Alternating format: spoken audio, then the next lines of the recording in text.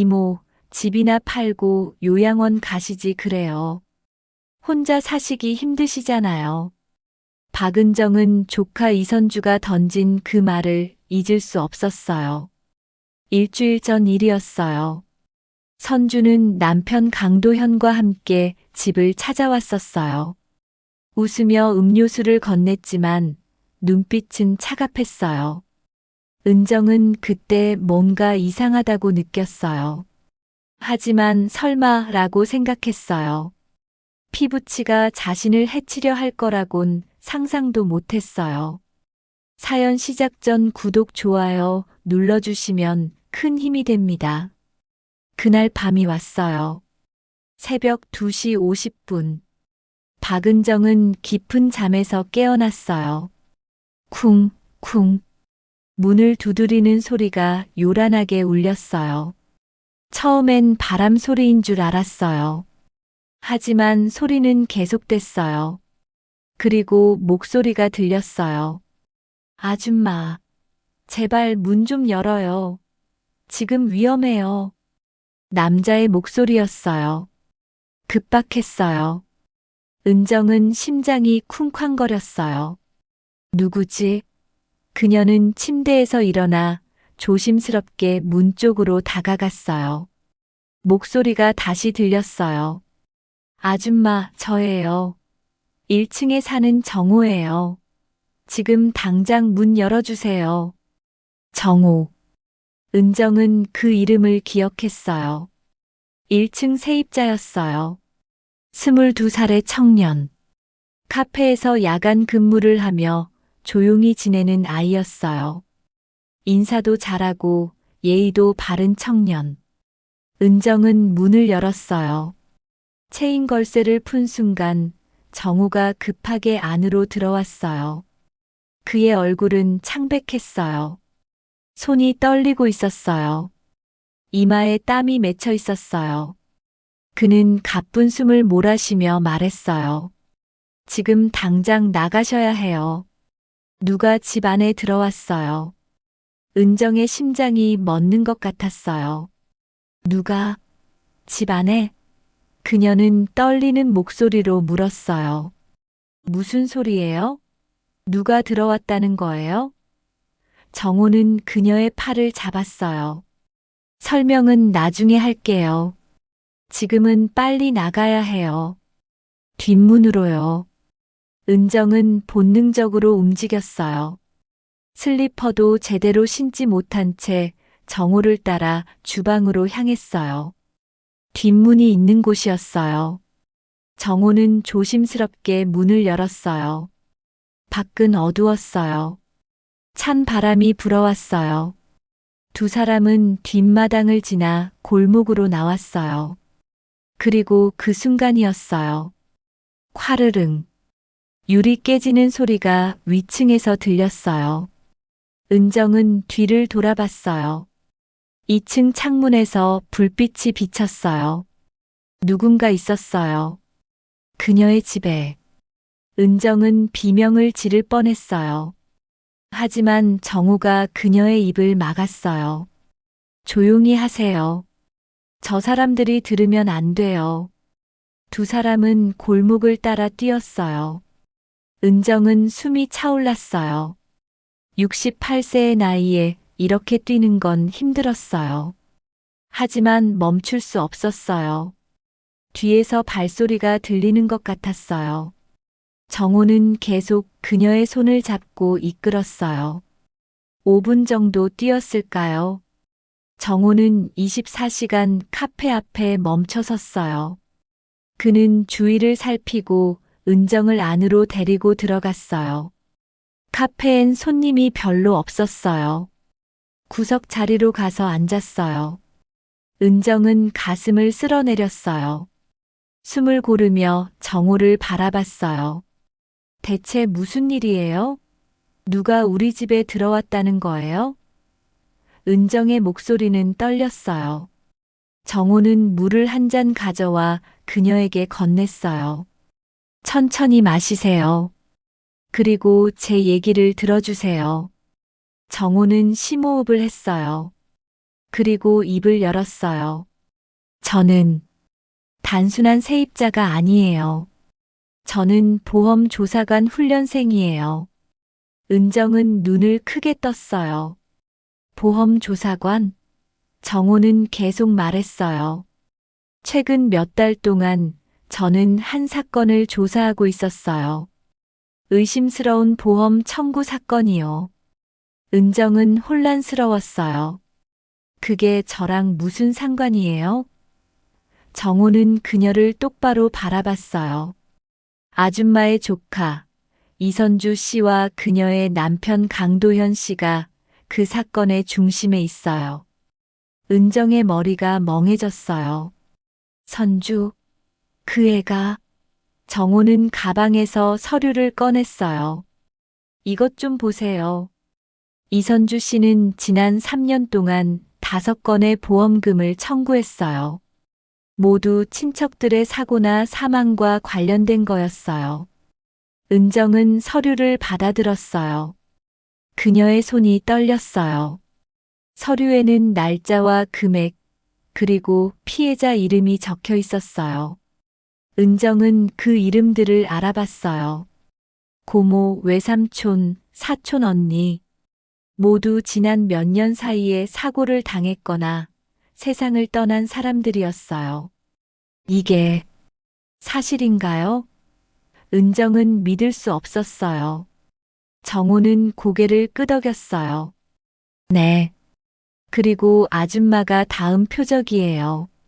최근에 아줌마 명의로 주택보험이 추가로 들어졌어요. 아줌마가 직접 하신 거 아니죠? 은정은 고개를 저었어요. 저는 보험 같은 거 추가로 든 적 없어요. 정호는 한숨을 쉬었어요. 그렇죠. 이선주 씨가 아줌마 도장을 위조해서 가입한 거예요. 보험금은 5억 원이에요. 수혜자는 이선주 씨로 되어 있고요. 은정은 숨이 막혔어요. 5억 원. 선주가 자신을 죽이려 한다고요? 믿을 수가 없었어요. 하지만 정호의 표정은 진지했어요. 그는 거짓말을 하는 것 같지 않았어요. 일주일 전에 아줌마 집에 방문했을 때 이선주 씨가 뭐라고 했나요? 정호가 물었어요.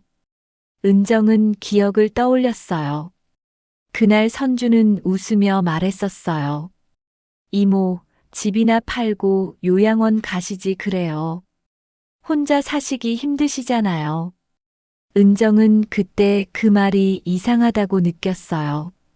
하지만 대수롭지 않게 넘겼어요. 이제 그 말의 의미가 이해됐어요. 선주는 자신이 집을 떠나길 바랐던 거예요. 아니, 어쩌면 죽기를 바랐을지도 몰라요. 오늘 밤에 누가 집에 들어온 거예요? 은정이 물었어요. 정호는 대답했어요.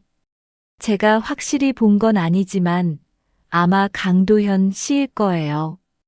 그는 며칠 전부터 아줌마 집 주변을 배회했어요. 저는 그걸 눈치챘고 오늘 밤 감시하고 있었어요. 그리고 그가 뒷문으로 들어가는 걸 봤어요. 은정은 온몸이 떨렸어요. 만약 정우가 없었다면, 만약 그가 자신을 깨우지 않았다면, 그녀는 지금 살아있지 못했을지도 몰라요. 정호는 그녀의 손을 잡았어요. 괜찮아요. 이제 안전해요. 하지만 우리가 해야 할 일이 있어요. 은정은 그를 바라봤어요. 무슨 일이요? 정호는 진지하게 말했어요. 증거를 모아야 해요. 그리고 경찰에 신고해야 해요. 하지만 그 전에 제 형을 만나셔야 해요. 그는 민간 조사관이에요. 이 사건을 함께 해결할 수 있을 거예요. 은정은 두려웠어요. 하지만 동시에 화가 났어요. 선주가 자신을 배신했다는 사실이, 자신을 죽이려 했다는 사실이. 그녀는 고개를 끄덕였어요. 알겠어요. 해봐요. 끝까지 가요. 정호는 미소를 지었어요. 용기 내주셔서 감사해요. 우리가 함께하면 이길 수 있어요. 은정은 창밖을 바라봤어요. 어둠이 짙었어요. 하지만 동쪽 하늘이 조금씩 밝아지고 있었어요. 새벽이 오고 있었어요. 두 사람은 카페에 앉아 계획을 세웠어요. 정호는 형에게 전화를 걸었어요. 형은 곧 도착하겠다고 했어요. 은정은 차가운 물을 한 모금 마셨어요. 그녀의 마음은 복잡했어요. 두려움, 분노, 배신감. 하지만 그 속에서 한 가지 감정이 더 강하게 솟아올랐어요. 살아남겠다는 의지. 그녀는 정호를 바라보며 말했어요. 고마워요. 당신이 아니었으면. 정호는 손을 저었어요. 괜찮아요. 제가 해야 할 일을 한 것뿐이에요. 은정은 눈물이 났어요. 하지만 울지 않았어요. 지금은 울 때가 아니었어요. 싸워야 할 때였어요. 30분 후 카페 문이 열렸어요. 30대 중반으로 보이는 남자가 들어왔어요. 정우가 일어나 인사했어요. 형, 왔어? 남자는 고개를 끄덕이고 은정에게 다가왔어요. 윤태식입니다. 만나서 반갑습니다. 은정은 그의 손을 잡았어요. 박은정이에요. 태식은 자리에 앉았어요. 그는 정호에게서 서류를 받아 훑어봤어요. 그리고 은정을 바라봤어요. 힘드시죠? 하지만 우리가 함께하면 이길 수 있어요. 제가 도와드리겠습니다. 은정은 고개를 끄덕였어요. 그녀는 더 이상 혼자가 아니었어요. 싸울 준비가 됐어요. 윤태식은 노트북을 꺼냈어요. 카페 구석자리에 세 사람이 둘러앉았어요. 은정은 여전히 떨리는 손으로 커피잔을 쥐고 있었어요. 태식은 화면을 켜며 말했어요. 제가 지난 3개월 동안 조사한 내용을 보여드릴게요. 화면에 표가 나타났어요. 이선주와 강도현의 보험 청구 내역이었어요. 태식이 설명했어요. 이선주 씨는 28세예요. 남편 강도현 씨는 32세고요. 두 사람은 5년 전에 결혼했어요. 강도현 씨는 작은 건설 회사를 운영했지만 3년 전 부도가 났어요. 은정은 고개를 끄덕였어요. 그 사실은 알고 있었어요. 선주가 전화로 울면서 말했었거든요. 남편 사업이 망했다고, 빚이 많다고. 은정은 그때 100만 원을 보내줬었어요. 선주는 고맙다고 했어요. 하지만 그게 마지막이 아니었어요. 태식이 계속 말했어요. 부도 이후 이상한 일들이 시작됐어요. 먼저 이선주 씨의 고모님이 계단에서 떨어져 돌아가셨어요. 보험금은 8천만 원. 수혜자는 이선주 씨였어요. 은정은 그 사건을 기억했어요. 고모는 혼자 살았고 어느 날 아침 계단 아래에서 발견됐어요. 경찰은 실족사로 결론 내렸어요. 그 다음은 외삼촌이었어요. 교통사고로 돌아가셨죠. 보험금은 1억 2천만 원. 역시 수혜자는 이선주 씨였어요. 태식은 다음 페이지를 넘겼어요. 그리고 사촌 언니. 가스 누출 사고로 세상을 떠났어요. 보험금은 9천만 원. 은정은 숨이 막혔어요. 모두 기억났어요. 그 사건들. 당시엔 불행한 사고라고 생각했어요. 하지만 이제 보니 패턴이 보였어요. 모두 선주와 가까운 친척이었고, 모두 혼자 살았고, 모두 선주가 보험금을 받았어요. 이게 전부 계획된 거였나요? 은정의 목소리는 떨렸어요. 태식은 고개를 끄덕였어요. 확실한 증거는 아직 없어요. 하지만 패턴은 명확해요. 그리고 가장 중요한 건 그는 화면을 클릭했어요. 새로운 서류가 나타났어요. 이게 아줌마 명의로 된 보험 가입 서류예요. 은정은 서류를 자세히 봤어요. 가입일은 한 달 전이었어요. 보험 종류는 상해 사망보험. 보험금은 5억 원. 수혜자는 이선주. 서류 하단에 은정의 서명이 있었어요. 하지만 그건 은정의 글씨가 아니었어요. 누군가 위조한 거예요. 어떻게 이런 걸? 은정은 말을 잇지 못했어요. 태식이 설명했어요. 아마 아줌마 집에 왔을 때 도장을 훔쳐갔을 거예요. 아니면 미리 복제했거나요. 요즘은 위조 기술이 발달해서 어렵지 않아요. 정우가 끼어들었어요. 형, 그럼 오늘 밤에 우리 집에 침입한 사람은? 태식은 고개를 끄덕였어요. 강도현 씨일 확률이 높아요. 아마 사고로 위장하려고 했을 거예요. 가스 누출이나 화재, 아니면 넘어져서 머리를 다친 것처럼요. 은정은 온몸에 소름이 돋았어요. 만약 정우가 깨워주지 않았다면 그녀는 지금 죽어 있었을지도 몰라요. 그리고 선주는 5억 원을 받았겠죠. 모두 사고로 처리됐을 거예요. 태식이 말했어요. 지금 당장 경찰에 신고할 수도 있어요. 하지만 증거가 부족해요. 침입 사실은 입증할 수 있지만 살인 의도를 증명하기는 어려워요. 변호사를 선임하면 주거 침입 정도로 끝날 수 있어요. 은정은 고개를 저었어요. 그럼 안 되죠. 저 사람들은 이미 3명을 죽였어요. 더 이상 다른 사람이 희생되면 안 돼요. 태식은 미소를 지었어요. 그래서 제가 계획이 있어요. 하지만 아줌마의 도움이 필요해요. 은정은 그를 바라봤어요. 뭘 하면 되죠? 태식은 노트북을 닫으며 말했어요. 우리가 함정을 만들어야 해요.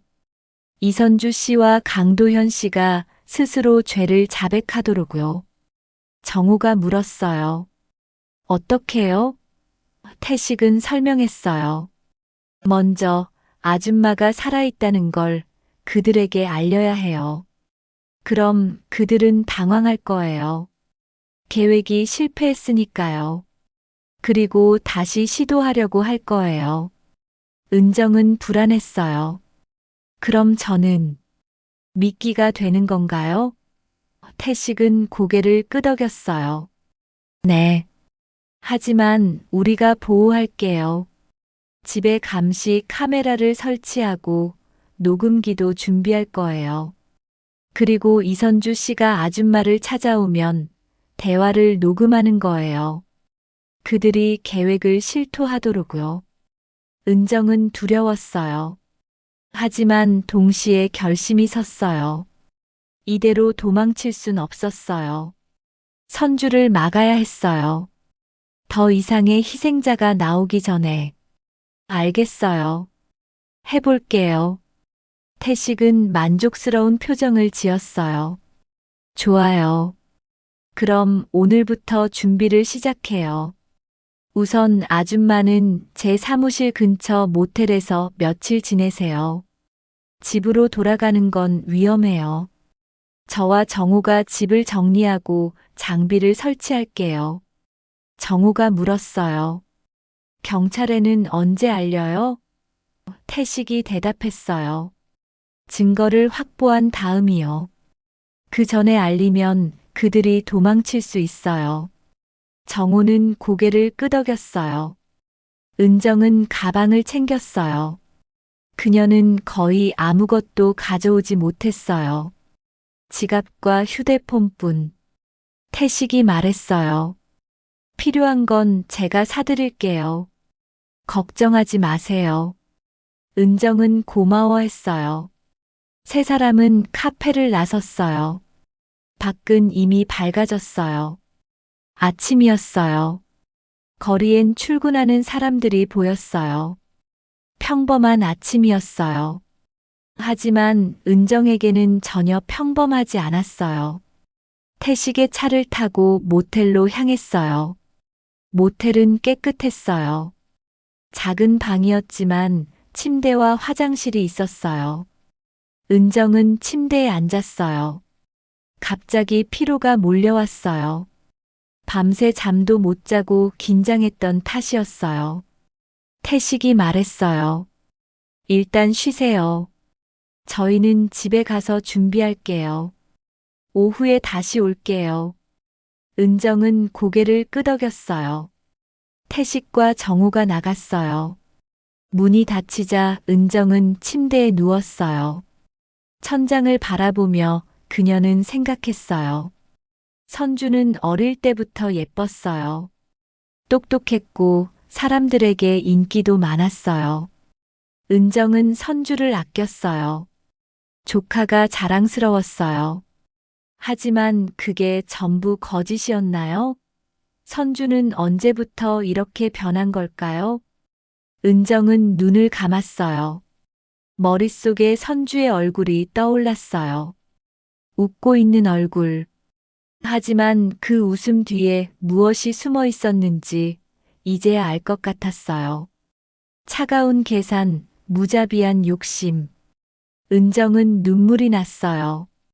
하지만 울지 않았어요.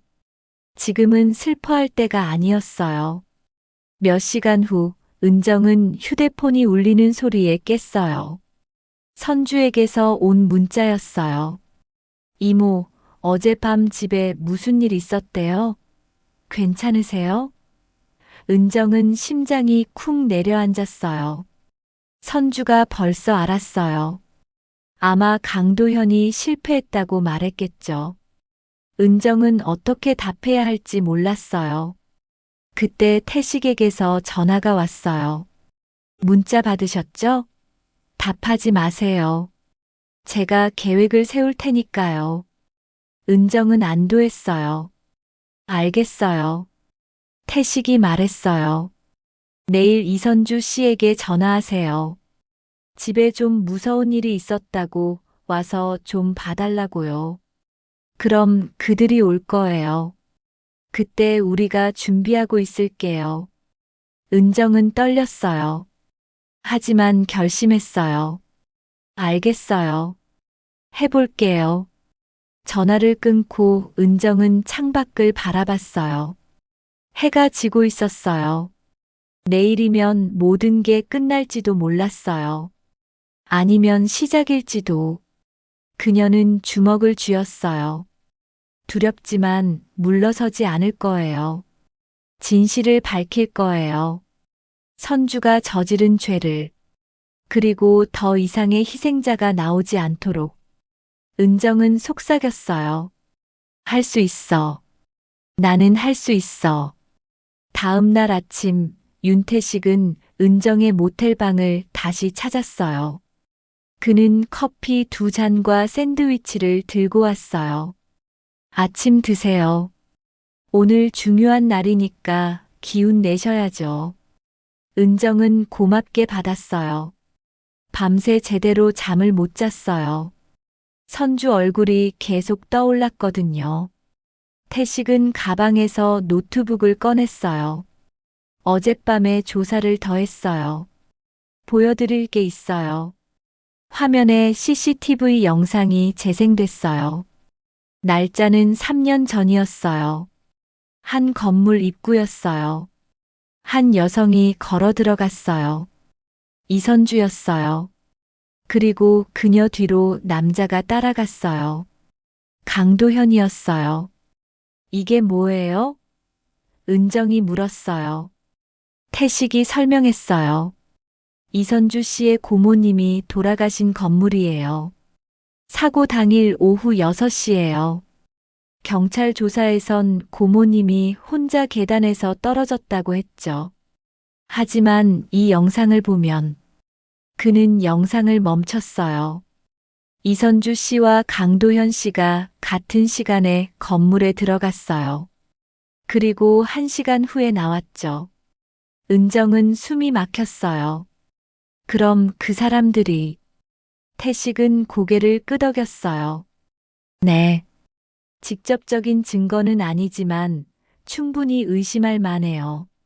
그는 다음 영상을 틀었어요.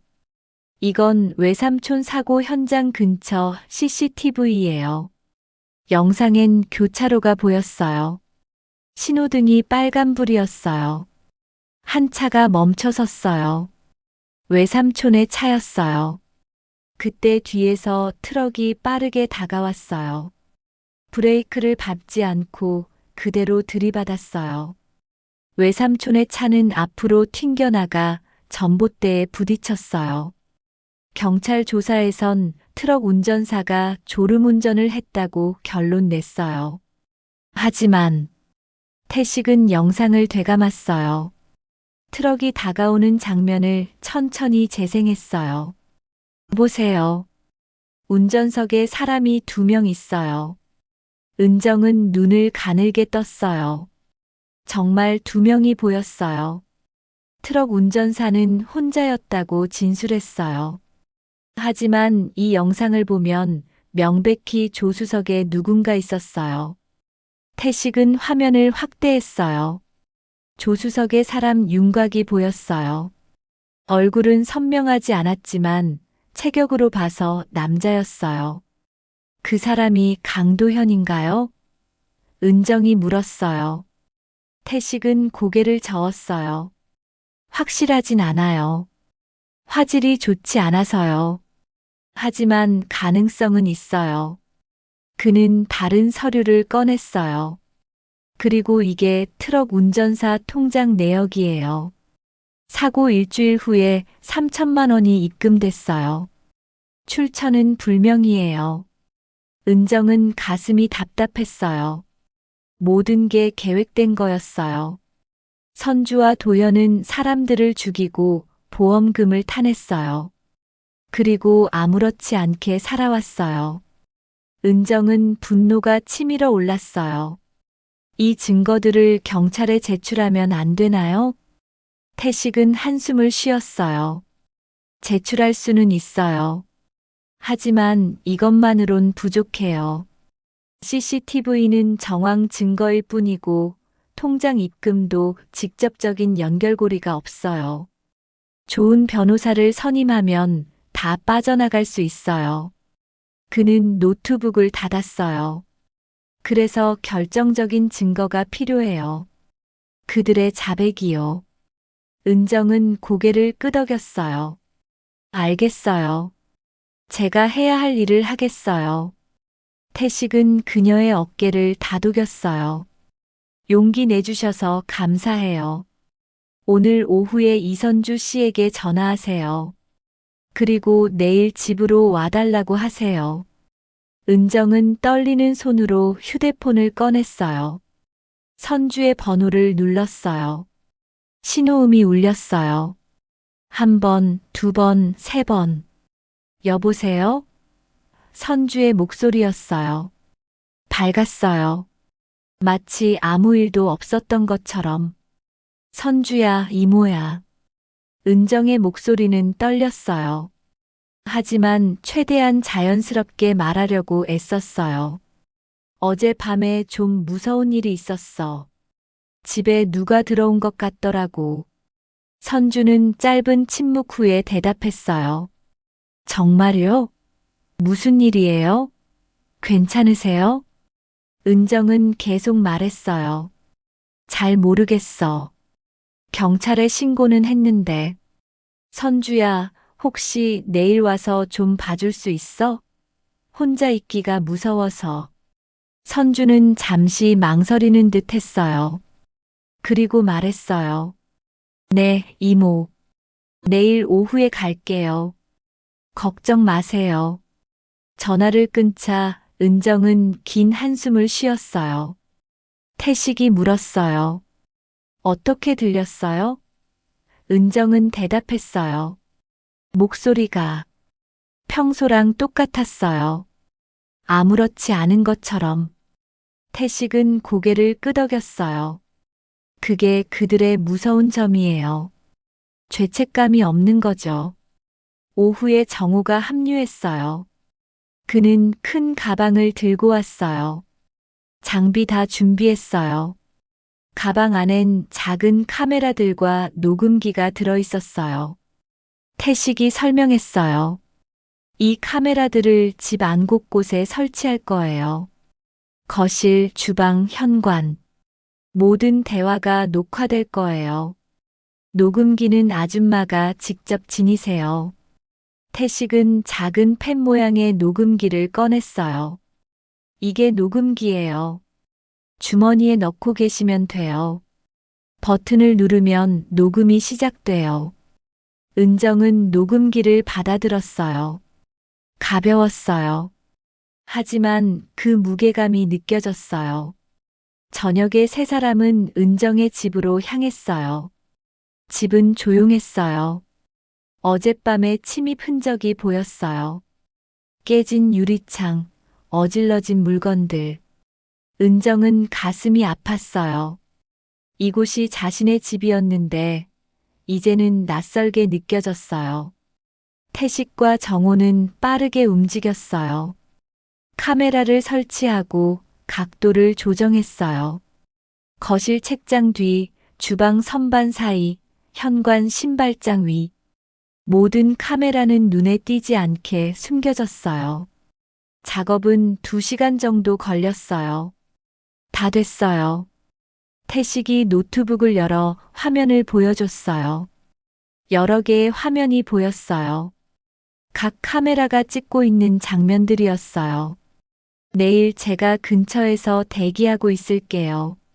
실시간으로 모니터링 할 거예요. 위험하면 즉시 들어갈게요.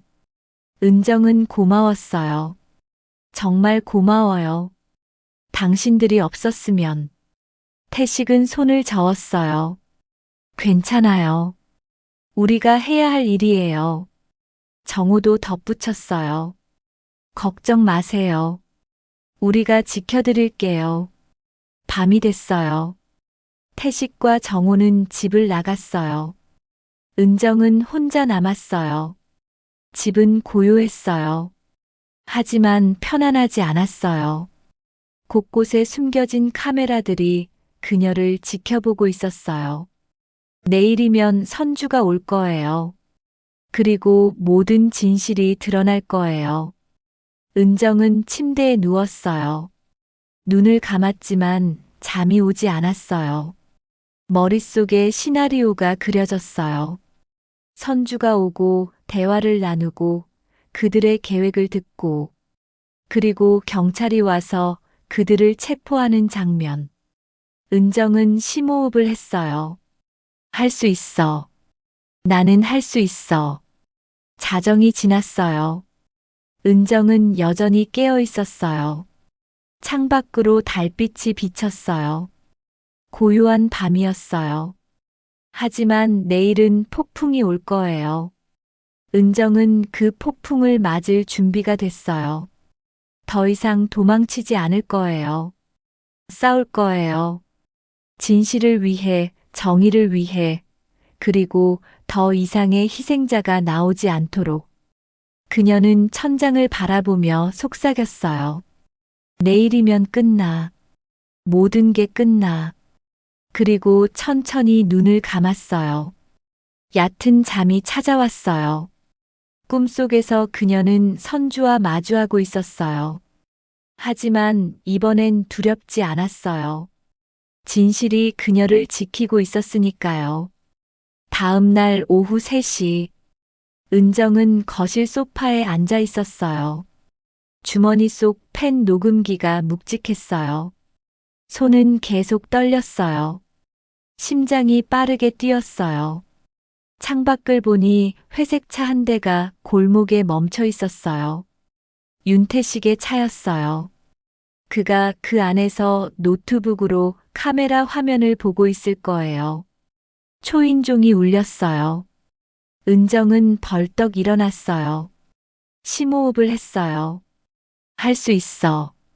문을 열자 선주가 서 있었어요. 옆에는 남편 강도현도 함께였어요. 선주는 밝게 웃으며 말했어요. 이모, 걱정 많이 하셨죠? 우리가 왔어요. 은정은 억지로 미소를 지었어요. 어서 와. 고마워. 두 사람이 안으로 들어왔어요. 선주는 손에 비닐봉지를 들고 있었어요. 음료수랑 과일 사왔어요. 이모 좋아하시는 거예요. 거실로 들어가 앉았어요. 선주는 음료수를 꺼내 은정에게 건넸어요. 이거 드세요. 기운 나실 거예요. 은정은 음료수를 받았지만 마시지 않았어요. 대신 탁자에 내려놨어요. 태식이 미리 경고했었거든요. 음식이나 음료를 절대 먹지 말라고. 선주가 물었어요. 이모, 어젯밤에 무슨 일 있었어요? 경찰에 신고했다고 했잖아요. 은정은 준비한 대로 대답했어요. 누가 집에 들어온 것 같더라고. 소리가 들려서 깼는데 2층에서 뭔가 부딪히는 소리가 났어.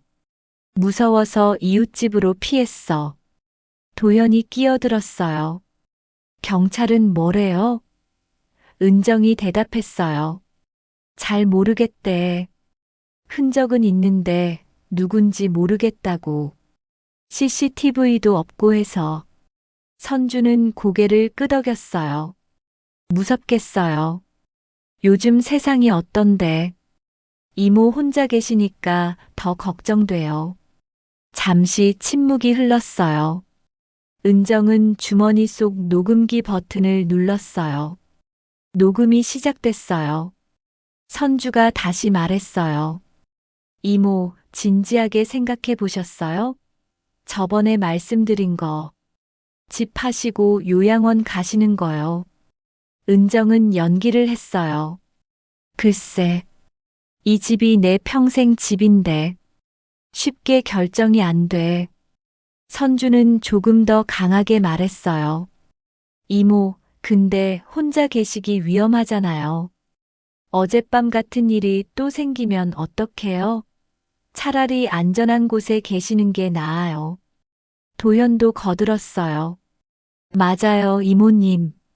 집 팔면 돈도 생기고 그 돈으로 편하게 사실 수 있잖아요. 요양원에서 친구들도 사귀시고요. 은정은 고개를 저었어요. 아직은 잘 모르겠어. 좀 더 생각해 볼게. 선주의 표정이 굳어졌어요. 그녀는 남편을 쳐다봤어요. 두 사람 사이에 뭔가 신호가 오갔어요. 도연이 일어났어요.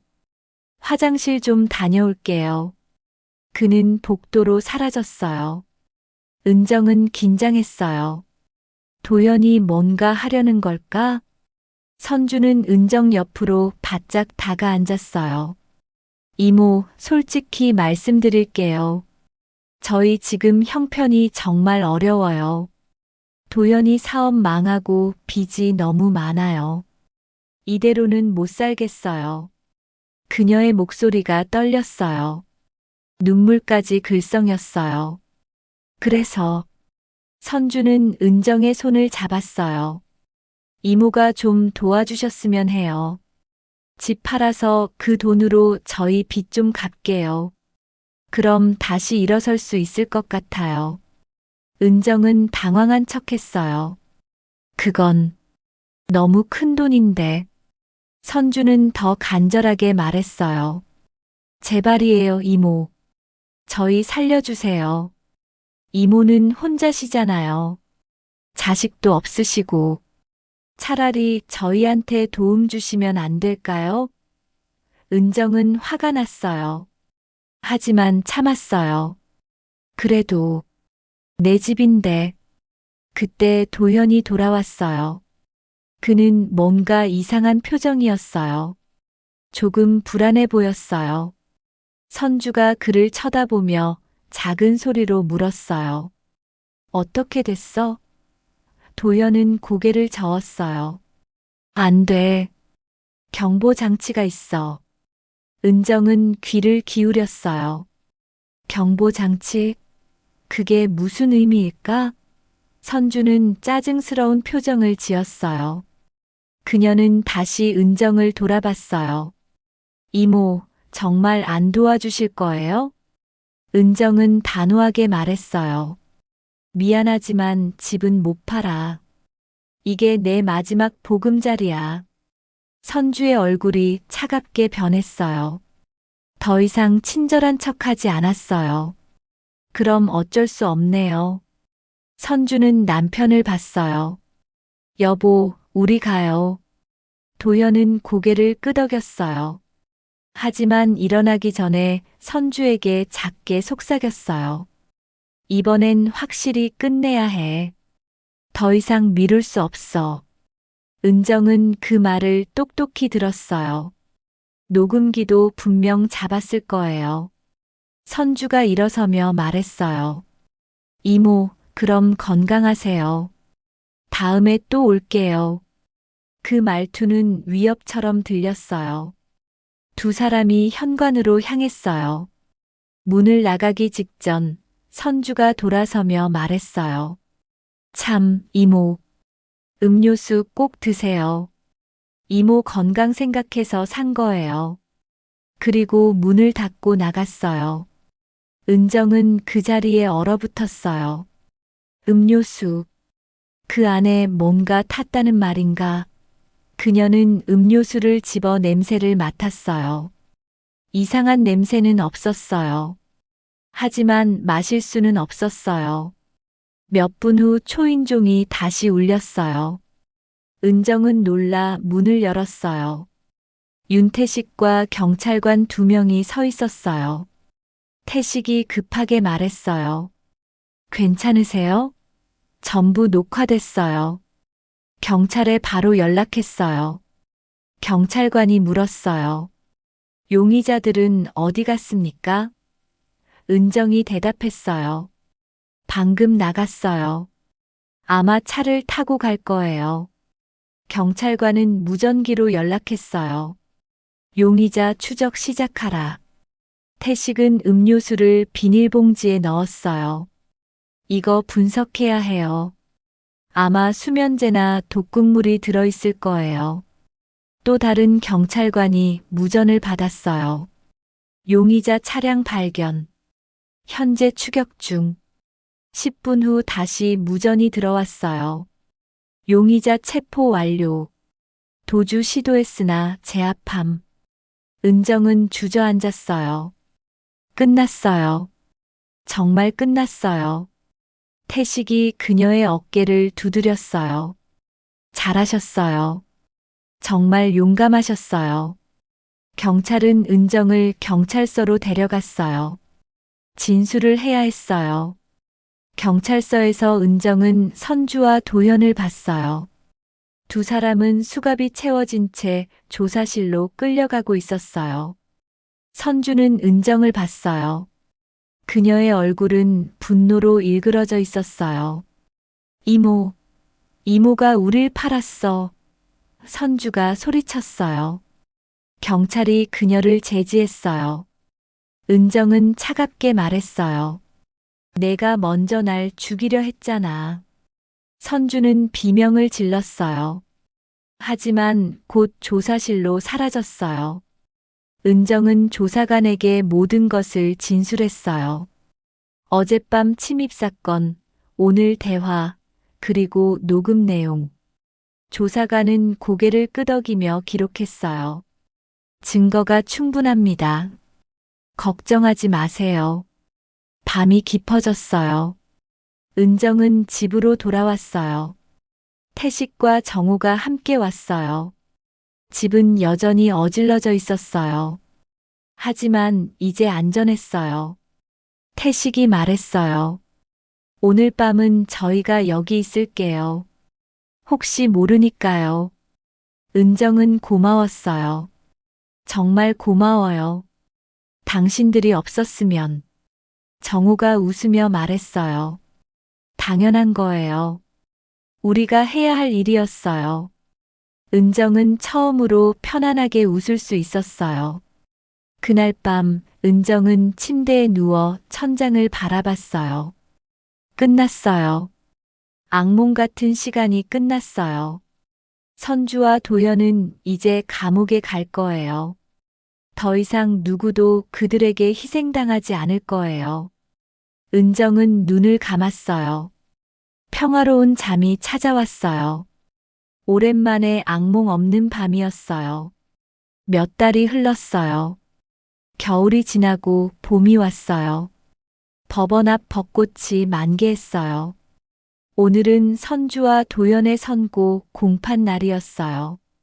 은정은 윤태식, 정우와 함께 법정에 앉아 있었어요. 방청석은 가득 찼어요. 언론사 기자들도 많이 왔어요. 이 사건은 연쇄보험살인 사건으로 큰 화제가 됐었거든요. 판사가 입장했어요. 모두 일어섰어요. 판사가 자리에 앉으며 말했어요. 피고인들을 입장시키세요. 문이 열리고 선주와 도연이 들어왔어요. 두 사람 모두 수의를 입고 있었어요. 선주는 많이 야위었어요. 머리는 부스스했고 얼굴은 창백했어요. 도연도 비슷했어요. 두 사람 모두 고개를 숙이고 있었어요. 판사가 서류를 펼쳤어요. 지금부터 선고를 시작하겠습니다. 법정은 조용해졌어요. 은정의 심장이 빠르게 뛰었어요. 판사가 읽기 시작했어요. 피고인 이선주는 고의적으로 친족 3명을 살해하고 피해자 박은정에 대한 살인 미수 및 보험 사기 혐의로 기소되었습니다. 법원은 충분한 증거와 증언을 검토한 결과 피고인의 범행을 명백히 인정합니다. 판사는 잠시 멈췄다가 계속했어요. 피고인 이선주 살인죄와 살인 미수죄, 보험 사기죄로 징역 25년을 선고합니다. 방청석이 술렁였어요. 선주는 비명을 질렀어요. 아니에요. 제가 한 게 아니에요. 하지만 교도관이 그녀를 제지했어요. 판사는 도연을 봤어요. 피고인 강도현은 공범으로서 살인과 살인 미수에 가담했습니다. 징역 18년을 선고합니다. 도연은 아무 말도 하지 않았어요. 그저 고개를 떨구고 있었어요. 판사가 마지막으로 말했어요. 이 사건은 혈육 간의 신뢰를 배신한 극악무도한 범죄입니다. 하지만 피해자 박은정 씨의 용기 있는 행동과 수사관들의 노력으로 진실이 밝혀졌습니다. 만약 이분들이 증거를 남기지 않았다면 진실은 영원히 묻혔을 것입니다. 판사는 은정을 봤어요. 박은정 씨, 법정은 당신의 용기에 감사드립니다. 은정의 눈가가 젖었어요. 그녀는 고개를 숙여 인사했어요. 재판이 끝났어요. 선주와 도연은 끌려나갔어요.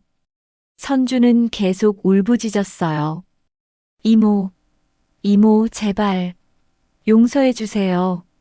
하지만 은정은 돌아보지 않았어요. 법정 밖으로 나왔어요. 기자들이 몰려들었어요. 박은정 씨, 기분이 어떠세요? 조카가 당신을 죽이려 했는데 어떻게 생각하세요? 은정은 마이크 앞에 섰어요.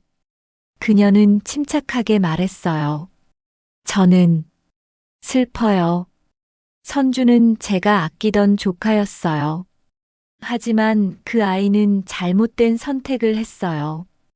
돈 때문에 사람을 죽였어요. 그건 용서받을 수 없는 일이에요. 은정은 잠시 멈췄다가 계속했어요. 하지만 저는 용서할 거예요. 그 아이를 위해서가 아니라 저를 위해서요. 미움을 안고 살 순 없으니까요. 기자들이 또 물었어요. 앞으로 계획은 무엇인가요? 은정은 미소를 지었어요. 새로운 시작을 하려고 해요. 윤태식 씨와 그의 동생 정호 씨와 함께 일을 할 거예요. 태식이 앞으로 나왔어요.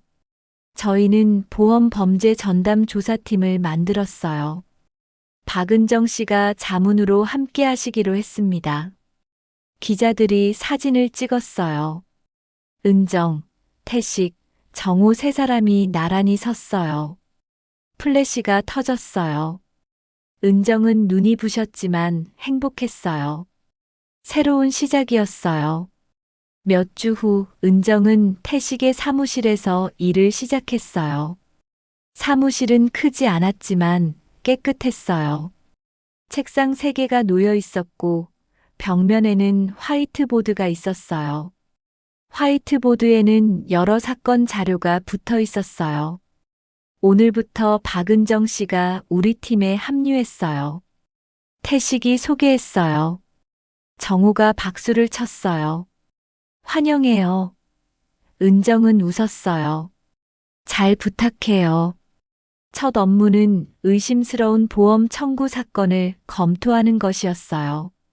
한 노인이 연속으로 3번의 사고를 당했고 그때마다 보험금을 받았다는 내용이었어요. 은정은 서류를 꼼꼼히 봤어요. 이거 패턴이 보여요. 우리 사건이랑 비슷해요. 태식이 고개를 끄덕였어요. 맞아요. 제 생각도 그래요. 이 사건을 조사해 봐야 할 것 같아요. 3사람은 계획을 세웠어요. 누가 어디를 조사할지, 어떤 증거를 모을지. 은정은 집중했어요. 이 일이 좋았어요. 다른 사람들을 돕는 일, 정의를 실현하는 일. 저녁이 됐어요. 일을 마치고 은정은 집으로 돌아왔어요. 집은 이제 안전했어요. 더 이상 두렵지 않았어요. 그녀는 거실 창문을 열었어요. 봄바람이 불어왔어요. 따뜻했어요. 은정은 창밖을 바라보며 생각했어요. 지난 몇 달은 악몽 같았어요. 죽을 뻔했고, 배신당했고, 슬펐어요. 하지만 동시에 배웠어요. 용기를 내는 법, 진실을 지키는 법, 그리고 다시 일어서는 법. 은정은 주방으로 가서 차를 끓였어요. 따뜻한 차 한 잔을 들고 소파에 앉았어요. 텔레비전을 켰어요. 뉴스가 나왔어요. 그녀의 사건이 다시 보도되고 있었어요. 연쇄보험 살인범 이선주, 항소 포기. 형 확정될 듯. 은정은 뉴스를 끄고 책을 펼쳤어요. 요즘 그녀는 책을 많이 읽었어요. 추리소설, 범죄 심리학 책. 일에 도움이 됐거든요. 책장을 넘기며 그녀는 평온함을 느꼈어요. 다음 날 아침, 은정은 일찍 일어났어요. 조깅을 하기로 했어요. 요즘 건강 관리에 신경 쓰고 있었어요. 공원을 달리며 그녀는 봄 풍경을 즐겼어요. 꽃이 피어 있었고 새들이 지저귀고 있었어요. 사람들이 웃으며 걷고 있었어요. 평화로운 아침이었어요. 조깅을 마치고 집으로 돌아오는 길에 은정은 꽃집에 들렀어요. 튤립 한 다발을 샀어요. 집에 꽃을 놓고 싶었어요. 집에 도착해 꽃병에 꽃을 꽂았어요. 거실이 밝아졌어요. 오후에 태식에게서 전화가 왔어요. 은정 씨, 좋은 소식이 있어요. 어제 조사한 사건, 경찰이 수사를 시작했대요. 우리가 모은 증거가 도움이 됐대요. 은정은 기뻤어요. 정말요? 다행이에요. 태식이 말했어요. 은정 씨 덕분이에요. 패턴을 먼저 알아챈 건 은정 씨잖아요. 은정은 겸손하게 대답했어요. 우리 모두 덕분이죠. 전화를 끊고 은정은 웃었어요.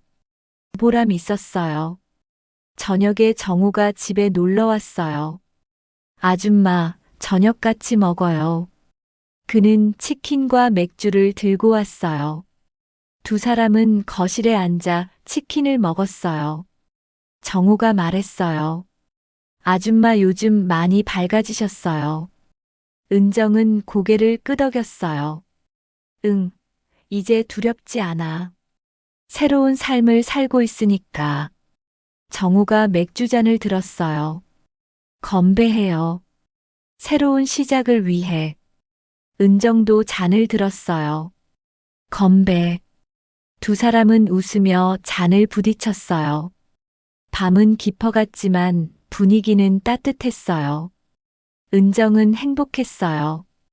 가족은 아니지만 가족처럼 느껴지는 사람들이 생겼어요. 태식과 정우. 그들은 그녀를 구해줬고 이제 함께 일하고 있었어요. 며칠 후 은정은 선주에게 편지를 썼어요. 교도소에 있는 선주에게. 편지에는 이렇게 적었어요. 선주야, 나는 내가 한 일을 용서할 수는 없어. 하지만 너를 미워하지는 않을 거야. 내가 교도소에서 반성하고 새 사람이 되길 바라. 인생은 한 번뿐이야. 돈보다 소중한 게 많다는 걸 깨닫길 바라. 건강해라. 마이너스 이모가. 편지를 붙이고 은정은 홀가분했어요. 이제 정말 끝이었어요. 더 이상 과거에 얽매이지 않을 거예요. 앞만 보고 갈 거예요. 어느 새벽 은정은 다시 거실 창문을 열었어요. 해가 떠오르고 있었어요. 붉은 빛이 하늘을 물들였어요.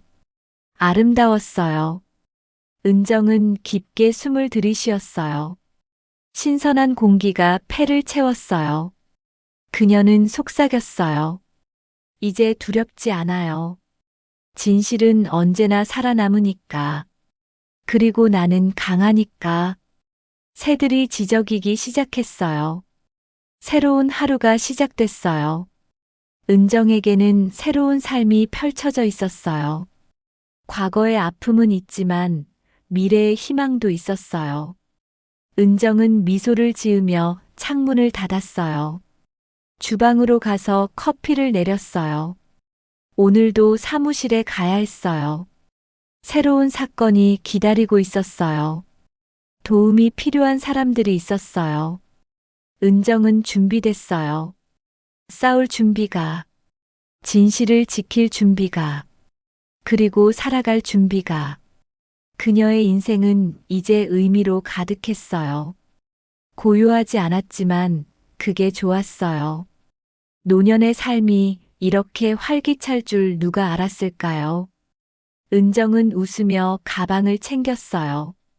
새로운 봄, 새로운 하루, 새로운 싸움. 그녀는 준비됐어요. 언제든지. 제 사연이 마음에 와닿으셨다면 제 이야기를 주변에 알려주시고 힘낼 수 있도록 댓글과 좋아요, 구독 부탁드립니다.